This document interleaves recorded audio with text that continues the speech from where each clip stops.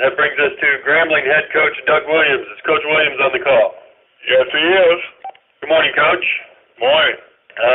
Tough loss for you guys over at the State Fair Classic this week.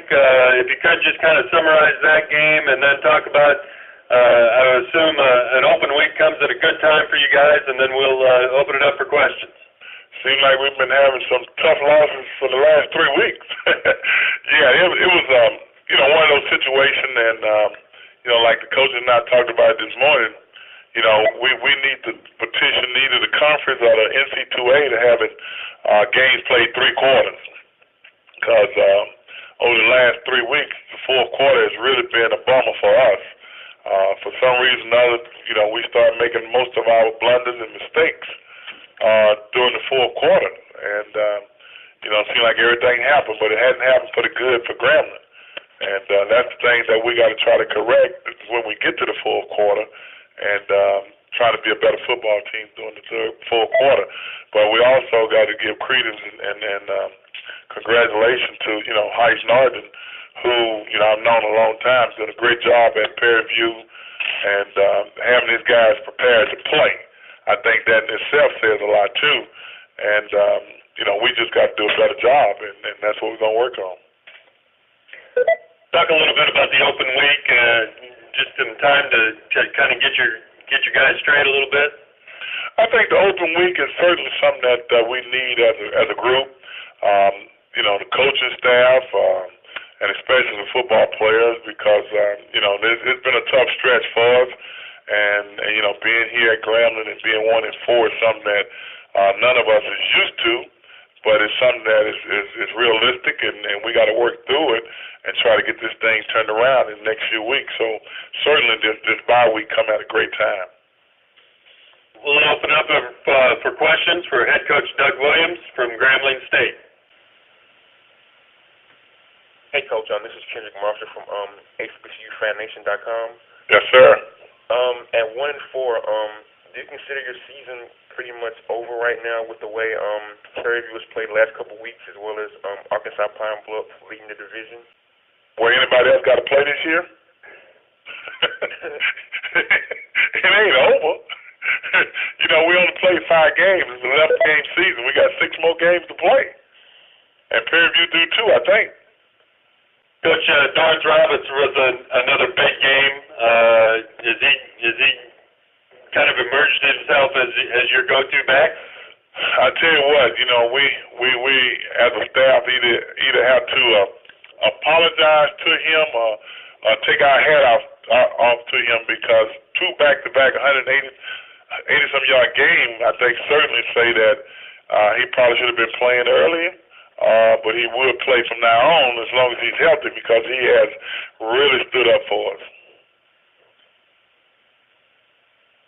And it seems like it's a weekly question, but your quarterback situation, Frank had a decent game and certainly was able to find Mario quite a bit. Well, Mario has been the only guy from a receiver standpoint that has really stood out and stood up and say, "Give me the football." As far as the quarterback situation, DJ wouldn't have played anyway. He got a severe turf toe that he sustained the first quarter of the A&M game, so he wouldn't have been able to play. If we had to, we'd have to go to the third guy. So it wasn't a matter of just switching quarterback as much as, regardless of what happened, Frank was going to be the starting quarterback, and if he couldn't go, DJ wouldn't have been able to play either. Hey, Coach, so is DJ going to be your starter, or are you going to go with Frank for the rest of the way? Well, with a turf toe, first of all, you got to see how he responds. And his off week going to help, and during the following week of practice, things like that, we'll go from there. And, let both of them get the reps, and we'll go from there. Coach Ken Rashad, TSPN Sports. But talk about the overall environment of the State Fair Classic, the game itself. You've played in that, or you've coached in that game before in the environment.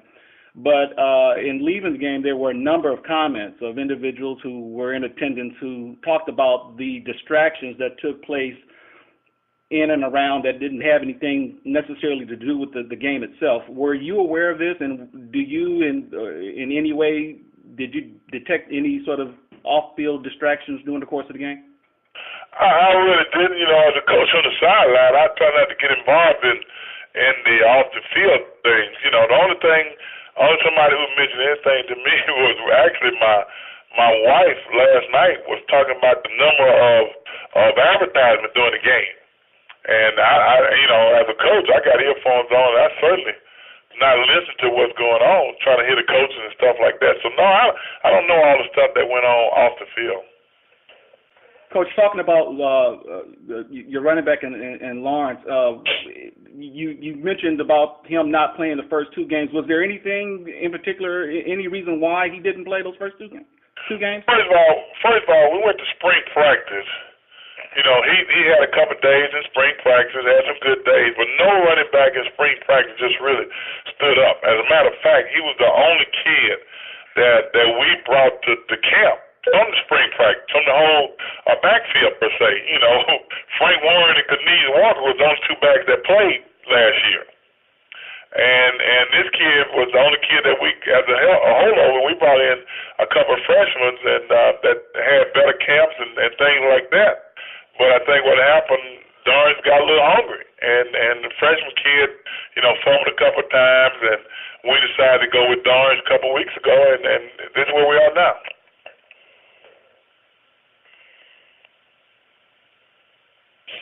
Coach, talk a little bit about your team. You talked about the fourth quarter woes that you've had a little bit. Is that inexperience? Is that No, I don't want to say it's inexperience for a quarter, because when you watch the tape, and you know we watched tape on yesterday and this morning, you know, we got together, and then at the end of the day, there's about 6 or 7 plays that if one guy does his job.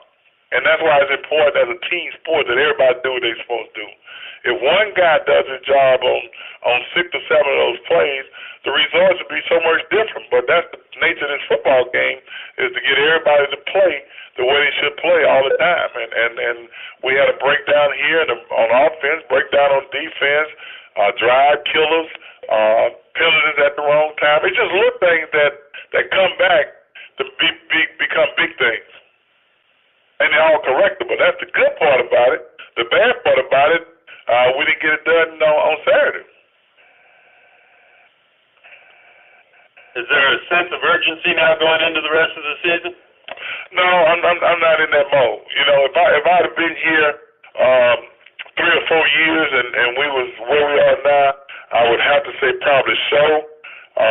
But being here, you know, since March and you know, and number one, you know, you inherit what you have, and you got to try to work around it. We changed the whole system around offensively, and you got to make sure that these guys are learning what you want them to learn. I think over the last 2 weeks, the offensive line has really begun to do some of the things that we was hoping they did early in the season, and sometimes it take a little longer. But at the same time, you got to have some playmakers, and at this stage, we got 2 guys offensively that have stood up and made plays, and that's Darn and Mario Lewis.